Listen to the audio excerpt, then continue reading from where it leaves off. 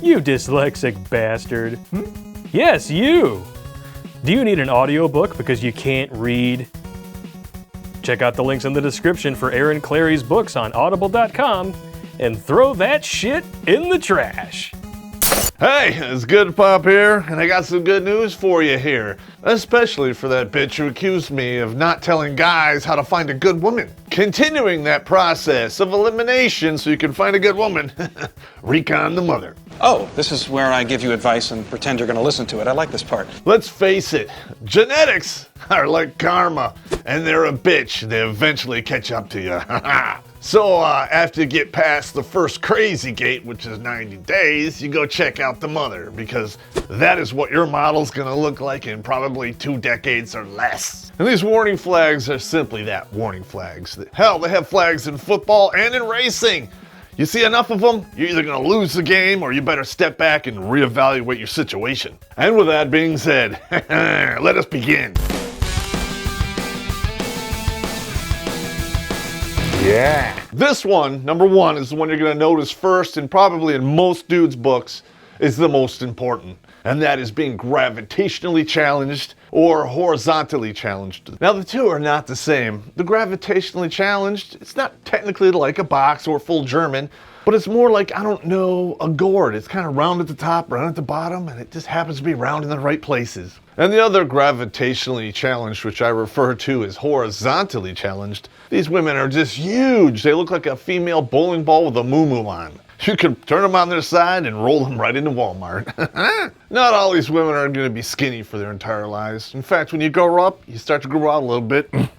It's happened to me. As long as it's not too bad, we can accept it. And if your girlfriend or significant other looks very good, and then you look at the mother, and she looks like somebody hit her with a waffle bat, somebody's going to age poorly. I know you guys are like, Popp, that's a bunch of bullshit. And you would be right, because we have to have the double confirmation. So if you can get into the house, see if you can find a wedding picture of her when she got married. And if she was ugly then you got the dad's genes. Winning! There is a weird anomaly out there. If the mother and father are both stone beat ugly and the child is really good looking, you got some good voodoo DNA going on there. Winning, maybe. And if you don't believe me, check this chick out. She may not be a perfect 10, but she's a solid 8. And this is what her parents look like. A mixture of Skeletor banging Sheba. Oh, welcome to hell. Now, if you walk into that house and the first thing that slaps you in the face is the smell of cigarettes, wrongo bongo, because somebody has an addictive personality. And when you're in that house, keep your eyes and ears open for any addictive personality traits. Like count how many glasses of wine she has, and if they talk about gambling or anything crazy like that, because that's not a good environment either. Now listen, like I said earlier, this isn't rocket scientists. Sometimes the mother passes that crap off to the daughter, and sometimes the daughter sees how screwed up the life is and goes, you know what, I'm not doing that. And if you do find one like that, winning for you, they are quite rare. And in today's day and age, they're really too expensive to look for. You Jewish? Yes. Is it true what they say about Jewish foreplay? 2 hours of begging? I heard 4. Well, actually, I'm only half Jewish. In the grand scheme of things, smoking and drinking really isn't on the top of the list for addictive personality traits, but there are warning flags for more serious ones that either they have or are coming down the pipe. So, like I said earlier, you look for the wedding picture, and if it's not there, warning alarms should go off in the back of your head, because that woman is divorced, or she raised that girl alone, which indirectly puts that programming into the daughter. A woman who was raised without men in her life doesn't really know how to appreciate or respect men, period. If they don't respect you, there won't be any trust, and guess what? It's over before it begins. Fascinating story. You thought of adapting it for the stage?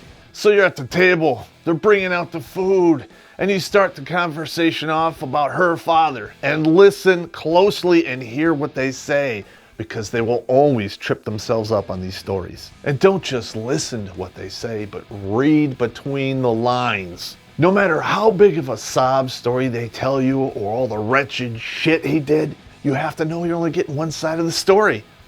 He worked all the time, and he was never around. And if I was going to live like a single mom, I might as well be one. Didn't you say he was working all the time? Weren't you working? I was at home. I'm a stay-at-home mother. What do you want me to do? Maybe you should realize that things in this world aren't free, and he had to work to get those things for you, which, by the way, you obviously didn't appreciate. Well, what do you know? I had to file a protection order to keep him away. You might not have needed that protection order if you just let the father hang out with his kid. She doesn't need a father. I did both jobs. And there you go, ladies and gentlemen. Child abuse right there. Abuse. Either it's physical, emotional, or mental. And she willingly cut the father out of her kid's life. That's abuse. Don't name it anything else. Walk. We obviously have a difference of opinion, and that's fine. But unfortunately, I've used up all the time I budgeted today for banging my head against a wall. You cannot look at the effects of fatherless homes and not call that child abuse. I can't count the times we've mentioned this in other episodes. In fact, we're going to put some links in the description so you can check it out yourself. Bottom line, you cut the father out of the equation, you're a selfish bitch, and you're abusing your kid. Wham! Let's say you show up and both parents are there, and that's great. But pay close attention to how they treat this chick and how it affects your woman's mood. Remember, be present, listen closely, and read between the lines. If she gets all spun up and you can tell she's freaking out, that's a bad sign. There's probably some kind of abuse going on there, so you might want to be wary. Now, this won't come up in dinner conversation, but it will come up at some point because the truth always comes out. That the mother cheated on the father, because guess what? She indirectly programmed her daughter to do the same shit. He worked all the time. He didn't have any time for me, so fuck him. I fucked his buddy. What? And once you find this information out, you had best have a long, deep conversation with your significant other on the way back to her house. Talk to her. The truth?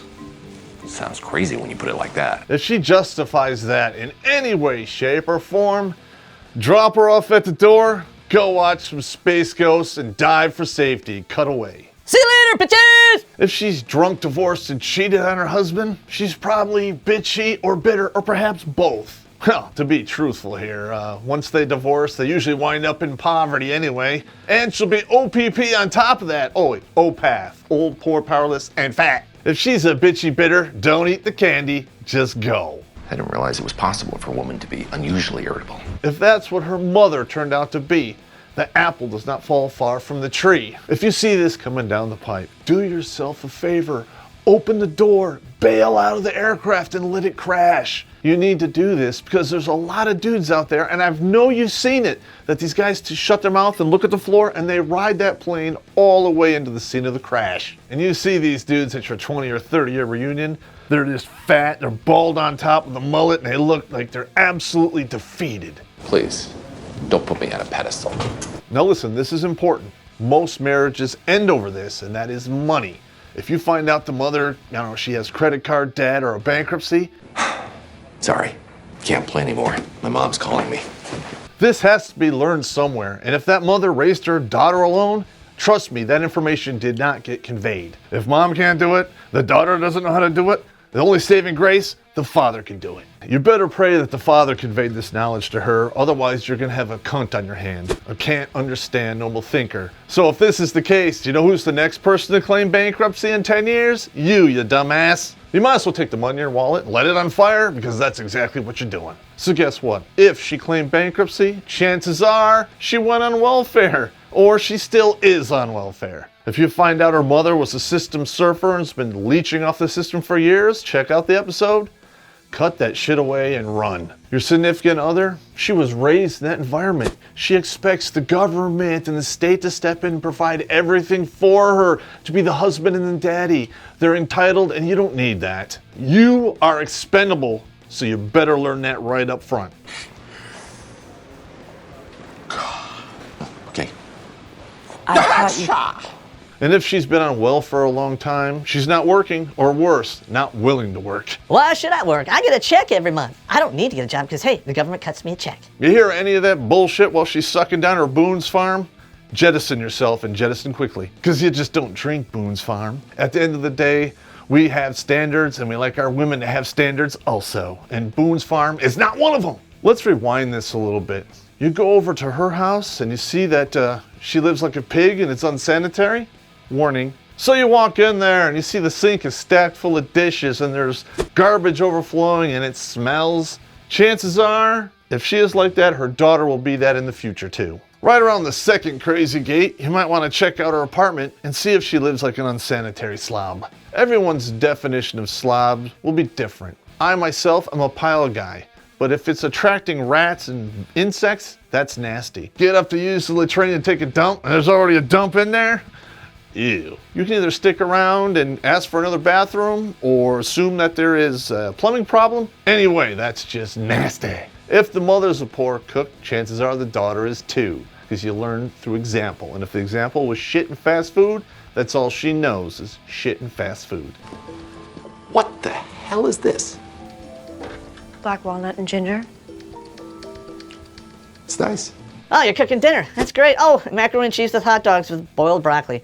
How quaint. Fuck this, I'm gonna go watch Space Ghost at Pop's house and eat some glop. Yeah, my recipe for glop is fairly easy. It's just a bunch of stovetop stuffing with 3 or 4 hard-boiled eggs on the side and boiled broccoli. Now, is this a recipe for being an auto bad cook? No. There's always the possibility that the daughter was like, You know what, Ma? You cook like shit. I think I'm gonna get some professional help and learn how to do it myself. so ladies, if your mom was a bad cook, become friends with the spice rack, and I might come over and touch your rack. But only if you're not guilty of overcatting, because if I show up and it smells like cat piss or cats, that's a total anti-hydraulic and I'm out. Now, nothing kills the mood faster than when you're banging a chick and you look over and you see a dried hairball on the headboard. Or worse yet, on the pillow where her head is on. I have lots of friends who have cats, and I go over there and I can't even tell they have a cat. And why is that? They're responsible for them and they clean the litter box. Chances are that cat box is by the toilet. You get up in the middle of the night,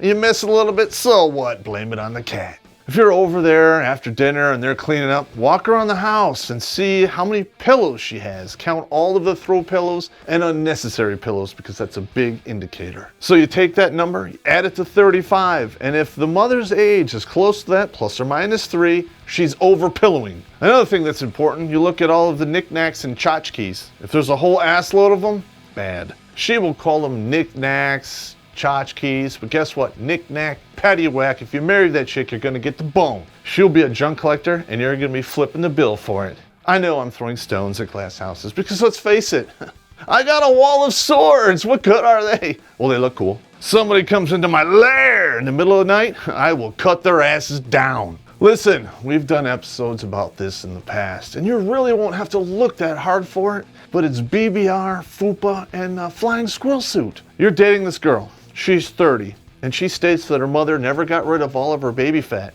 You know what that tells me? She pulled the pin on the fat grenade. It doesn't take 30 years to lose baby weight unless you're lazy. Most of the people who say they can't, what they really mean is they won't. So while you're sitting in front of the TV watching the Wheel of Fortune like you have all week, lift up that FUBA, take out that fried chicken, and go to town. And when you're done doing that, why don't you get on the roof and jump off and fly to safety with the flying squirrel suit that you have. I apologize for all of the bad images that I just put you through, but wham. The next one, and I'm just being honest, I'm not really being a pig. Well, yes I am, but... Did you look at her breasts? Man. Check out her mother's tits. If they're down here, they're beagle ears. You don't need that. Listen, we've all seen this before. Go to Walmart. Their asses are this big and their tits are down here. If her tits are hanging lower than your balls, you're done. And if you really like this chick, put some money aside for that 35-year-old tune-up she's gonna need. Tummy tuck and tits. There you go, TNT. If they're dragging behind her when she walks, that is some bad news. Hey, look at those tits. Oh.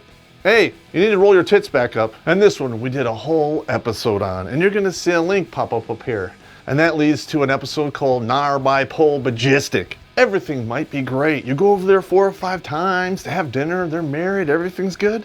But you gotta remember, mothers have crazy gates too. The best time for somebody to show their Nar by Pole Bagistic traits?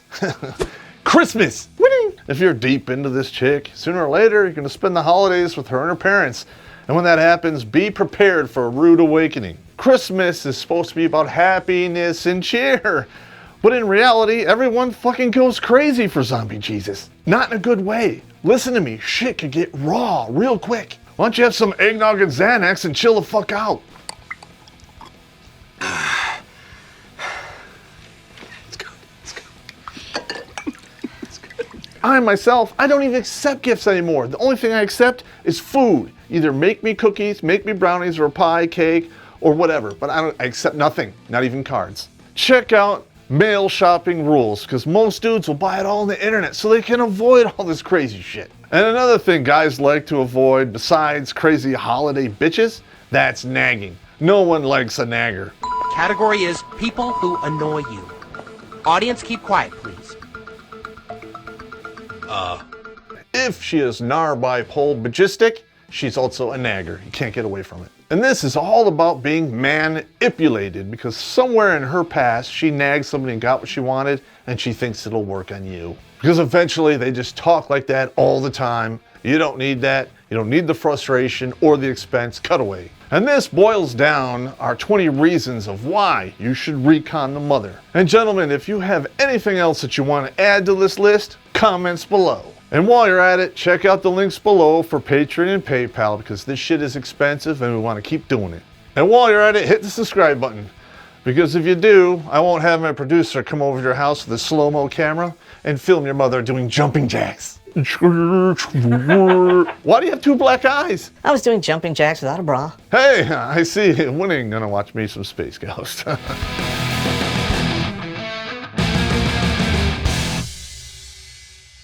I was at like this like big fucking shindig thing. I was dating this girl for maybe, I think it was like just over 5 weeks. And her parents were just such fucking assholes. I literally like, all right, you cool for a ride home? Okay, I gotta go. And that was it.